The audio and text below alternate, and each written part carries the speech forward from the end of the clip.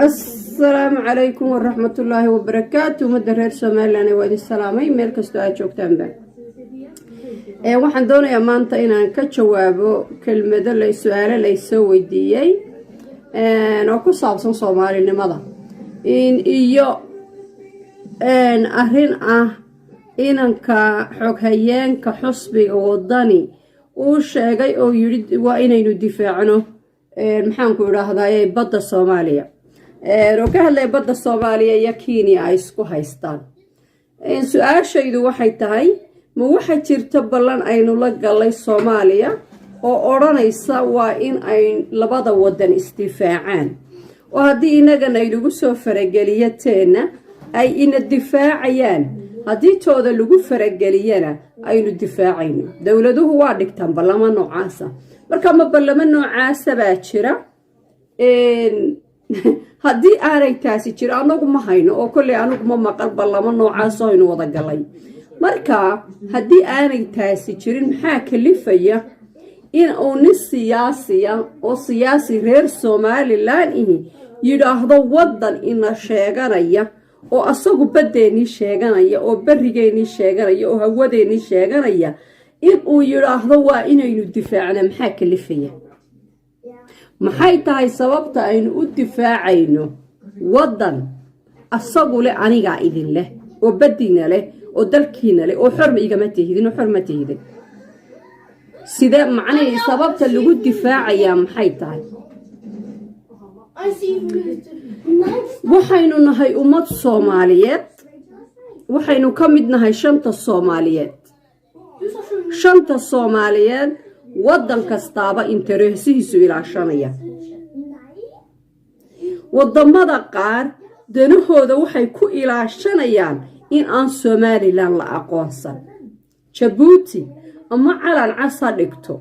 maxaan ku raadayay roog cas ha dhigto ama roog madow ha dhigto go'aankeedu waxa weeye in aan Somaliland la aqoonsan sababtu tahay danaheedu kuma jiraan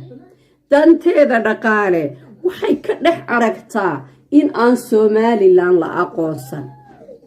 marka haddii dadkii kale Soomaaliyeed iyo dawladihii Soomaaliyeed danahooda gaarka ay ilaashanayaan waliba ay ku ilaashanayaan in aan Somaliland la aqoonsan sidaynu inaga yaa xil inoo saaray inaynu difaacno dawladaha Soomaaliyeed xawayaan taa wuxuu oran lahaa ninkaasi laba midun inuu dan leeyahay aanu aaminsanayn dawladnimada Somaliland iyo dawladda uu siyaasiga u yahay inaanu aaminsanayn iyo in uu og yahay waxaanan ogeyn oo in ay maxaan ku iraahdaa Somaliland iyo Soomaaliya macnihii ka dhaxaysa balan in wadamada la difaaco oo Somaliland dee macnihii aynu la difaacno dalkooda haddii la soo weeraro ayaguna ay inala difaacaan dalkeena haddii ay taasi jirto waa sax weeye wixiisu wuu oran karaa haddii se aanay jirin dee ma fahmi karo sababta uu u leeyahay macnihii dawladda macnihii dawlad ina sheeganaysa dawlad badeeni sheeganaysa barigeeni sheeganaysa ayada ina sheeganaysa oo dalkeeni inugu haysata sidaynu u difaacna sida Kenya ugu haysata badooda ayagu inugu haystanteena sidaynu markaa u difaacna maxkamadahan ay leeyihiin anaga Kenya isla tagnay inaga ayagaaba isla taagan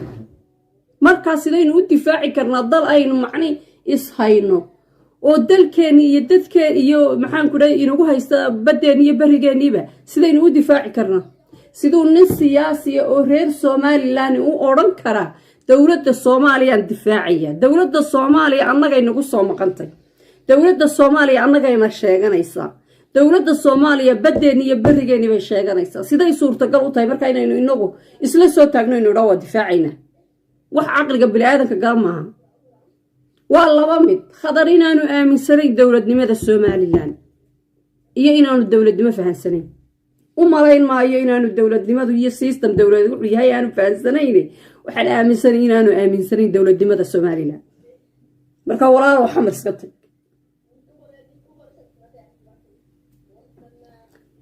ta kale waxa weeye aan doonay inaan ka jawaabo dhowr qof baa isoo weydiiyay saada adigu maad Soomaaliyeed ahayn waxaan arkay kuwa kale oo leh dadka reer Soomaaliland waxay ku joogaan sharciga Soomaaliya ku joogaanoo Soomaaliland waxay isku dhiibeen Soomaaliya waxa weeye anu Soomaaliyeed baan ahay laakiin waxaan ahay Soomaaliyeed reer Somaliland sida inanta Djibouti aan ku tahay Soomaaliyeed reer Djibouti inanta reer Soomaaliya u tahay inan Soomaaliyeed reer Soomaaliya كاتب كلين كشناد أي وتهاي إنان الصومالي هذا لكن صومالي كالبيضة أيان عنا وهاي إنان غير صومالي لأنا مركا waxa iskaga kiin jira qoomiyada Soomaaliyeed iyo qarannimada Soomaaliland qoomiyada Soomaaliyeed ee ka taagan shanta Soomaaliyeed dad kamid ah ayaynu nahay Soomaali ayaynu nahay laakiin Somaliland darin ayaynu nahay wadan ka gaara wadanka Soomaaliya ayaynu nahay tan ah dad baa isku dhiibay waxa weeye Soomaalidu waxay isku dhiibaan hadba halkii ay dhibaato ka taagan tahay waxa jirtay mar ummadoo dhammi ogaadeen hay waxa jirtay mar ay ummadda oo dhammi Soomaaliyeed Burca iyo Hargeysa ka timi 1988 ilaa iyo intii u dhaxaysay maxaan ku raadey koob iyo 9kii ummadda Soomaaliyeed oo dhammi waxay ku dhiibnay dadkii waqtigaas soo galay gidigood waxay ku dhiibnaan Burca iyo Hargeysa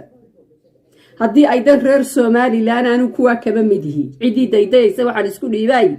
anigu isma dhiibin aabahay baa wadanka soo galay aabahay baa keenay aabahay iyo hooyaday waxa uu qoran inay ku dhasheen banka Tuuyo anigana Hargeysa aan ku dhashay qoran marka cidii dooraysa macnaheedu moodaysa inaan anigu isku dhiibay iskuma dhiibin laakiin waxa jira dad ciida ka badan oo reer Soomaaliya ah oo isku dhiibay inay ka yimaadeen Burca iyo Hargeysa marka taasi sabab noqon mayso sabab ah ku tiraahdo ummadda reer Somaliland waxa sidataan baasaboor Soomaaliya waxa isku dhiibteen Soomaaliya wax noocaas Soomaalida oo dhan waa la og yahay halkii ay dhibaato ka taagantum baa la isku dhiibaa 20kii sanadood oo dambeysay waxa la isku dhiibaayay dad maxaan ku raahday dad waxa isku dhiibeen dadkoo dhan isku dhiibin anigu dadka inta reer Somaliland ka timi ee Norway la degan majority-goodu waa dad isku keenay inay isdhaleen inay isqabaan oo reer Somaliland marka taasi noqon mayso xal waxa weeyaan waxaynu ka mid nahay ummadda shanta Soomaaliyeed u dhalatay waxay dadka shanta Soomaaliyeed u dhashay ku dhaqmeen un baynu inana ku dhaqanaa waxa lagu harowsan oo lagu Soomaali baad ku dhiibantahay imisa reer Soomaaliya ku dhiiban baad maraysan intii madararkiisay Burco marka intaasi waa jawaabtii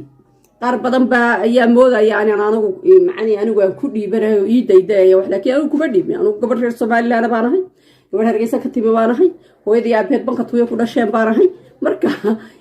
idinta la waxa daydaysan marka waxaan idin sheegayaa intaas ayaan u soo galay maanta dadka siyaasiyiinta ee reer Somaliland waxa habboon inay wax u kala socnaadaan Soomaali baynu nahay laakiin reer Soomaaliya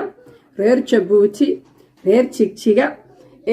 haddii ay doonayaan inaynu samaysano wax ka dhaxeeya sharci ka dhaxeeya ummadda Soomaaliyeed oo geyiga Soomaaliyeed lagu difaaco waa arrin gaar ah weeye marka sidaasaan idinkaga tagaya waxa kale oo idin sheegay maanta YouTube-ka inankayga baa iga jabsaday oo soo dhigay video dhowr qof baa daawaday soo dhogay PlayStation ku yar ciyaaray raali ka ahaada waa idin salaamay assalaamu calaykum waraxmatullaahi wabarakaatuh ilaalintiisa iyadoo daacad laga yahay cod bixin loo wada dareeriyo dadkayga Somaliland dabciga waa wada walaala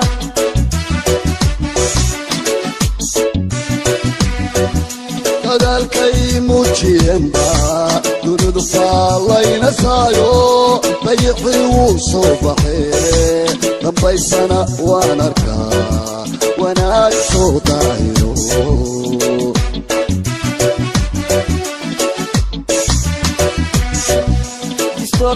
ilaalintiisa iyadoo daacad laga yahay qornimo loo wada dareeriyo dadkayga Somaliland dabciga waa wada walaala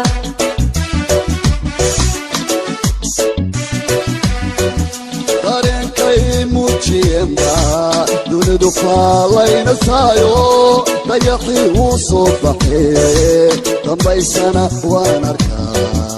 wanaag soo daahiro balaayadu dayrano ishi cadowgeedu wareere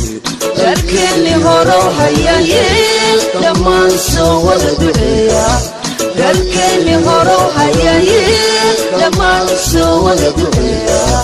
dalkeeni horow hayayeen dhammaan soo wada duceeya dalkeeni horow